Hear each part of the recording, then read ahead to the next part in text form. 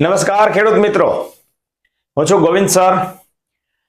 આજે જે મારે માહિતી આપવાની છે ને એ ખેતીની અંદર શું શું પ્રેક્ટિસિસ કરવાથી કેવી રીતે ફાયદો થાય ને એના માટેની વાત છે. જો હું તમને ગ્રેડ હજી ઘણા બધા કહેવાનો છું, હજી ઘણી બધી વસ્તુ તમને આગળ માહિતી મળતી રહેશે. ઉતાવળ કરવાની જરૂર નથી. જેમ જેમ હું ફ્રી થઈશ એમ ટેકનિકલ જે કાંઈ છે એ બધી વસ્તુ તમને કહેતો જઈશ. ઘણા બધા લોકોનો પ્રશ્ન હતા કે નેમેટોડ વિશે સર વિડીયો બનાવો, હું એની પણ માહિતી તમને આપીશ. સારામાં સારા બેક્ટેરિયા કયા છે એની માહિતી આપીશ. પણ થોડીક ધીરજ રાખજો, કારણ કે મારી પણ લિમિટેશન છે. હું દરરોજ વિડીયો બનાવી શકતો નથી, મારો પ્રોફેશન અલગ છે. પણ આ એક બહુ સારો ટોપિક છે અને લોકોને મદદ કરવાના ઈરાદાથી આ હું વસ્તુ તમને કહું છું, બરાબર? હવે આજે મારે તમને જે વાત કરવાની છે ને એ બહુ ધ્યાનથી સમજજો. આડેધડ ખેતી કરવાથી ક્યારેય તમે બે પાંદડે નહીં થાવ. સમજજો, તમારે ખેતીની અંદર પૈસા બનાવવા હોય, ખર્ચ ઘટાડવો હોય, જો ભાવ આપણા હાથમાં નથી. આ થોડાક બહુ મુદ્દા સમજવા જેવા છે. ખેતીની અંદર મારી ઉંમર બહુ નાની છે, મને સાંભળે છે એ મારાથી મારા પપ્પાની ઉંમરના પણ હશે, એ બની શકે, બરાબર? પણ મારા દાદા હંમેશા કહેતા કે આપણે હંમેશા લોકોની મદદ કરવી. મને મારા દાદા, મારા પપ્પા, મારા મમ્મી બધાએ આ છે ને એ એક જ સલાહ આપે કે ભાઈ તું ભણેલો છો તો ફાયદો શું? સમજજો, ભણેલાનું કામ શું કે લોકોની મદદ કરે, જેને ખબર નથી એની ઝીણવટપૂર્વક સમજી અને સમજણ આપે, એનાલિસિસ કરીને. ઓકે, પછી આ ફિલ્ડમાં મારે ઉતારવાનું થયું, બરાબર? હવે આ મુદ્દો એ છે કે જો તમે બેક્ટેરિયાનો ઉપયોગ નથી કરતા તો ખેતી લાંબી ટકશે નહીં. રાસાયણિક ખેતી છે, કેમિકલ ખેતી છે, પેસ્ટિસાઇડ છે, જે જરૂરી પડે છે એ બહુ જરૂરી છે. જો હમણાં એક ભાઈએ કોમેન્ટ કરી, તમને સમજાવું મને કે આ બધું કેમિકલ છે. મેં માઇક્રોન્યુટ્રનનો વિડીયો બનાવ્યો.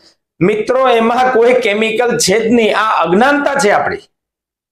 હવે મેગ્નેશિયમ સલ્ફેટ એની અંદર છે તો એ તો ખદાનમાંથી આવે છે. ક્યાંય મેં કેમિકલ આવ્યું? મિત્રો સમજો, એ જમીનને નુકસાન કેવી રીતે કરી શકે? આ જ્ઞાન નથી એટલે તકલીફ પડે છે. તમે ગમે એને પૂછજો, ઝિંક સલ્ફેટ છે એ તમારે જમીનમાં આપવું જ પડે, એ કેમિકલ નથી, સમજો. પછી ફુલ્વિક એસિડ છે, સીવીડ છે, આ ઘણી બધી વસ્તુ એવી છે જેનાથી જમીનને કોઈ નુકસાન થતું નથી મિત્રો, ફાયદો જ છે. કારણ કે જેટલા 17 પોષક તત્વો જમીનમાં જે ઝાડને યા પ્લાન્ટને જરૂર પડે એ તમારે આપવો પડશે. જો તમે એ નહીં આપો તો તમને એ વસ્તુ નહીં આપે. સમજો, શબ્દ ઉપર ધ્યાન આપજો ખાસ. હું ટીચર છું એટલે તમને કહું છું કે તમે એને નહીં આપો ને તો એ તમને નહીં આપે. આ હકીકત છે. એને જે જરૂરી છે એ તમારે, કારણ કે તમારે એને ગાઈડલાઈન કરવાની છે કે મને હવે આ જોઈએ છે, મને હવે આવી વસ્તુ જોઈએ છે, તો એ વસ્તુ તમારે એને આપવી પડે તો એ એવી રીતે કામ કરે. તમે શરૂઆતમાં 0050 જ ખાતર દીધા રાખો મિત્રો, એમ કઈ ફળ પાકી ન જાય. હજી ફળ આવ્યા જ નથી તો એના માટે કયો ગ્રેડ જોઈએ, કયું ખાતર જોઈએ એ હું આગળના વિડીયોમાં ચર્ચા કરીશ. પણ અહીંયા મુદ્દો છે કે જો તમે ખાસ કરીને બેક્ટેરિયાનો ઉપયોગ નથી કરતા, બેક્ટેરિયાની 4-5 જાત હું તમને કહી દઉં, એ તમારે દર 15-20 દિવસે, યા તો જો અમાસ અને પૂનમ, આ બે વસ્તુ તમે યાદ રાખશો ને તો ખેતીમાં ઘણો બધો બદલાવ આવશે. અને 1-2 દિવસમાં ખેતીમાં પરિવર્તન નહીં આવે મિત્રો. કોઈ એમ કે હું 1 દિવસમાં આમ કરી નાખું, 15 દિવસમાં ખેતીમાં કાયાકલ્પ કરી નાખું, ના થાય. એ ખોટી વાત છે, કોઈનાથી ન થાય, ગમે એટલી ટેકનિકલ માહિતી હોય તોય.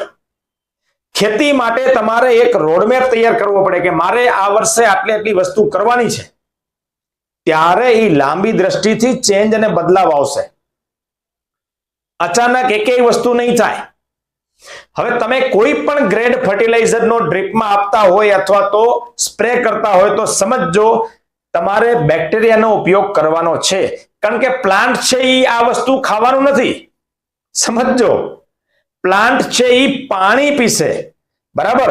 પાણી સાથે જેટલા પણ ફર્ટિલાઇઝર તમે આપશો એ એની સાથે અપટેક થશે. આ લોજિક અને સાયન્સ જેટલું વહેલું સમજાશે એટલી ખેતી સમૃદ્ધ. હવે બેક્ટેરિયા છે ને એ જમીનમાં ક્યારે ઘટવા જોઈએ નહીં. જો તમે છાણિયું ખાતર, ગોબરનો ઉપયોગ કરતા હોય તો ધી બેસ્ટ કરવો જ જોઈએ. દરેક જમીનમાં ગમે તે પાક હોય ગોબર છાણિયું ખાતર ખાસ નાખવું. હવે આને કમ્પોસ્ટ કર્યા વગર નહીં નાખવાનું. ગણાય જેવું આવ્યું એમને નાખી દીધું ના. હું હમણાં તમને વાડીએ વિડીયો બતાવીશ અમે ખાતરને કેવી રીતે કમ્પોસ્ટ કરીએ છીએ, એમાં શું શું નાખીએ છીએ, કયા બેક્ટેરિયા નાખીએ છીએ, એને સડાવવા માટે શું પ્રોસેસ છે, કેટલા દિવસ એને પાણીનો ભેજ રાખવો પડે, આ બધી વસ્તુ હું તમને માહિતી આપીશ. પણ અહીંયા મુદ્દો એ છે કે જો તમે બેક્ટેરિયાનો ઉપયોગ નથી કરતા, જો નાઇટ્રોજન ફિક્સિંગ બેક્ટેરિયા છે, ફોસ્ફરસ સોલ્યુબલાઇઝિંગ બેક્ટેરિયા છે, પોટાશ મોબિલાઇઝિંગ બેક્ટેરિયા છે, એટલે કે એનપીકે કન્સોર્ટી આવે છે. આ એનપીકે બેક્ટેરિયા 1 એકરે 1 લીટર, વધારે જાય તો કોઈ નુકસાન નથી. આ દર 15-20 દિવસે મિત્રો ચલાવી જ દેવાના. એની સાથે તમે ટ્રાઇકોડર્મા પણ મોકલી શકો, સુડોમોનસ પણ મોકલી શકો, પેસિલોમાઇસિસ પણ મોકલી શકો. જો આ બેક્ટેરિયાના ઘણાને નામ નહીં ખબર હોય, હું વિસ્તૃતમાં માહિતી આપીશ. પણ મેં તમને જે અત્યારે કીધા ને એનપીકે પ્લસ હજી એક રહી ગયું માઇકોરાઇઝા. ઘણાને ખ્યાલ નથી માઇકોરાઇઝાનું કામ શું છે, હું તમને એની પણ વિસ્તૃત માહિતી આપીશ. પણ આ જે વસ્તુ મેં તમને કીધી એ ખાસ તમારે બેક્ટેરિયા તો ચલાવવા જ પડશે. મેં વિડીયોમાં મારી વાડીએ તમને કીધું જ છે કે ભાઈ રંગ ચમક અને કલર લઈ આવવા માટે, વજન વધારવા માટે અમે પોટાશ મોબિલાઇઝિંગ બેક્ટેરિયા વાપરીએ છીએ. શું કામ? અમને ખબર છે કે આનાથી જ શાઇનિંગ અને કલર ને લસ્ટિંગ આવશે. કારણ કે તમે ફર્ટિલાઇઝરનો ગ્રેડ આપો નો ડાઉટ, પણ એને પ્લાન્ટના મૂળ સુધી લઈ જવાનું કામ કોણ કરશે? બેક્ટેરિયા. અને બેક્ટેરિયા હંમેશા વધવા જોઈએ, ઘટવા ન જોઈએ. બેક્ટેરિયાનો ખોરાક શું છે એ તમને કહી દો. બેક્ટેરિયાનો ખોરાક છે એ શું છે? તમે જે ગાયનું ગોબર અથવા કમ્પોસ્ટ કરીને નાખો છો એ એનો ખોરાક છે, નહીં કે ડીએપી. બરાબર? પણ તમે એને એ આપશો તો એ એવું માહોલ ત્યાં તૈયાર કરી અને પ્લાન્ટને, છોડને મૂળિયાને આપશે. આ બેઝિક સાયન્સ છે.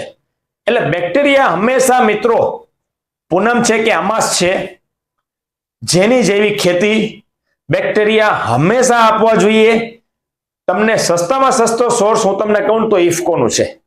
ઇફકોના હોલસેલમાં ઘણા બધા સારા બેક્ટેરિયા એનપીકે આવે છે. બરાબર? પછી ટ્રાઇકોડરમાં આવે છે, લિક્વિડમાં લઈ શકો, પાવડર ફોર્મમાં લઈ શકો. આઈપીએલ કંપની પણ સારી છે, તમે એના પણ બેક્ટેરિયા લઈ શકો. બરાબર? ટ્રાઇકોડરમાં છે, સુડોમોનસ છે, પેસિલોમાઇસિસ છે. જો ટ્રાઇકોડરમાં તમે એને કાઉન્ટ વધારી શકો મિત્રો, આ બેક્ટેરિયા ડાયરેક્ટ ચડાવવાના નથી. હવે પહેલા તમને સમજૂતી આપું, બેક્ટેરિયા છે એને તમે મલ્ટીપ્લાય કરી શકો. યસ, 100% કરી શકો. માની લો કે એનપીકે બેક્ટેરિયા તમે લઈ આવ્યા, 5 લીટર લઈ આવ્યા. બરાબર? સાંભળજો બરાબર ધ્યાનથી. 200 લીટરનો કેરબો લેવાનો, 5 લીટર એમાં એનપીકે બેક્ટેરિયા નાખી દેવાના, એની સાથે ટ્રાઇકોડરમાં નાખી દેવાના.